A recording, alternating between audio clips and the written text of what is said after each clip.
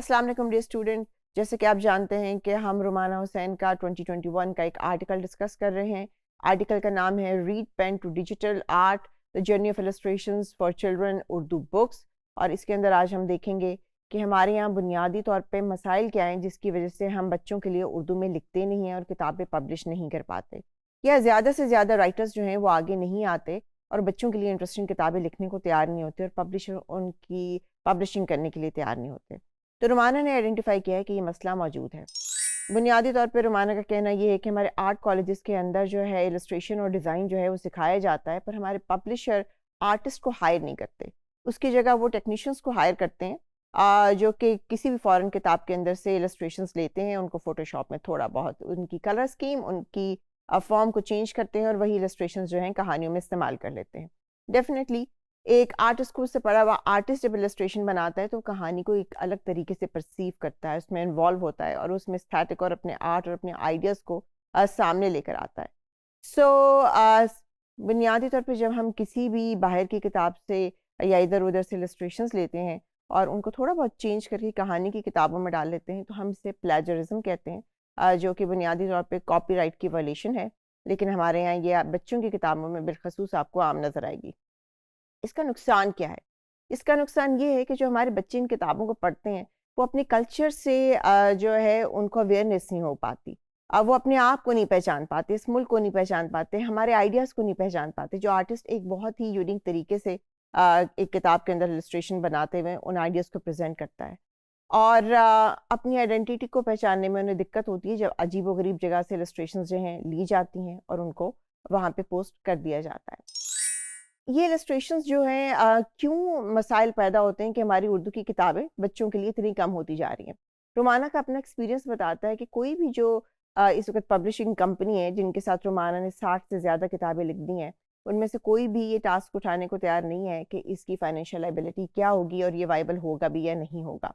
इसकी एक बहुत ही बड़ी वजह ये है कि हमारे यहाँ जो पढ़ने का रुझान है वो कम हो चुका है।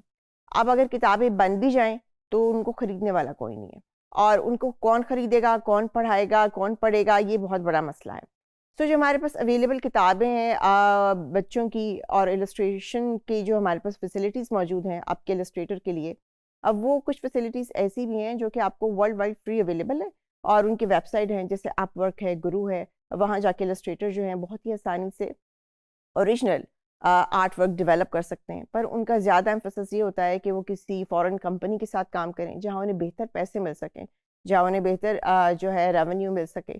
इसके अलावा बहुत सी कंपनीज़ हैं जैसे शटरस्टॉक.com है जिसका ज़िक्र किया है रुमाना ने।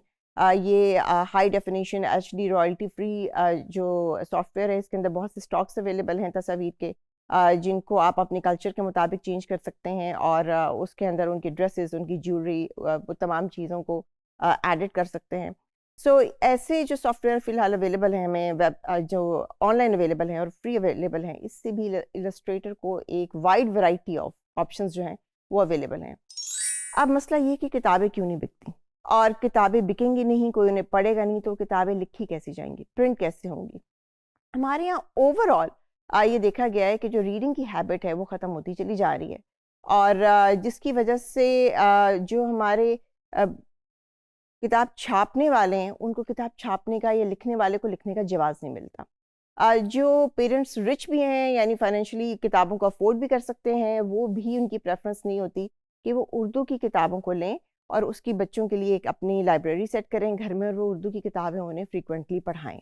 बुनियादी तौर पे ये जो उर्दू की किताबों से दूरी है, उसकी वजह से बच्चों की जो है अपनी ज़बान से जो ताल्लुक़ है वो भी ख़त्म होता जा रहा है, जो कि हम देख ही रहे हैं। इसके अलावा बच्चों की जो टेक्स्ट बुक्स के साथ एक रिलेशनशिप बन चुका है और उसके अलावा वो और कोई कहानी ना असातिज़ा पढ़ाने को तैयार हैं, ना हमारे पेरेंट्स पढ़ाने को तैयार हैं। तो ये एक बहुत ही डिस्करेजिंग सा एनवायरनमेंट है आपके लिखने और उसकी डिस्ट्रीब्यूशन के लिए। बच्चों की जो रीडिंग हैबिट है अगर हम देखें कि किस तरीके से बेहतर की जा सकती है, उसको बेहतर करने का सबसे ही आसान तरीका ये है कि अफोर्डेबल बुक्स प्रिंट की जाएँ जो कि हर लेवल का बच्चा खरीद सके और यानी कि हर सोशो इकोनॉमिक लेवल के पेरेंट्स इसको खरीद सकें। उसके अलावा आप कुछ इस किस्म के ट्रेंड्स दोबारा सेट करें कि जब भी आपने तोहफ़े देने हैं तो आप तोहफ़ों में और चीज़ें देने की जगह किताबों को दोबारा तोहफ़ों में देना शुरू करें ताकि रीडिंग का कल्चर दोबारा से डेवलप हो सके। पाकिस्तान के अंदर बहुत सी लो कॉस्ट लाइब्रेरीज इस्टेब्लिश की जा सकती हैं जहाँ बच्चे किताबें ख़रीदना अफोर्ड नहीं कर सकते या उनकी एक्सेसिबिलिटी में नहीं है, तो वो किताबें उनको मिल सकें। इसके अलावा आपकी इंकरेजमेंट है, आपको प्रॉपर पैसे देना है, रॉयल्टीज़ हैं, सपोर्ट है। इसके थ्रू जो आपके प्रोफेशनल राइटर्स हैं, इलस्ट्रेटर्स हैं, उनको इंकरेजमेंट होती है और वो लिखते हैं।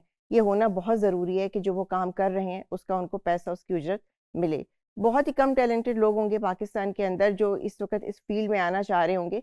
उसकी सबसे बड़ी वजह ये है कि रेवेन्यू का ना मिलना और उसकी जो फाइनेंशियल लायबिलिटी है या जो उसके फाइनेंशियल रिसोर्सेज हैं उसका कोई अच्छे तरीके से मौजूद ना होना। जहाँ तक टैलेंट की बात है तो पाकिस्तान में टैलेंट की कोई कमी नहीं है, आर्टिस्टिक माइंड की कोई कमी नहीं है, क्रिएटिविटी की कोई कमी नहीं है। अगर इसके लिए रास्ते हमवार किए जाएँ तो बेहतरीन किताबें भी लिखी जा सकती हैं और इलस्ट्रेशंस भी बनाई जा सकती हैं।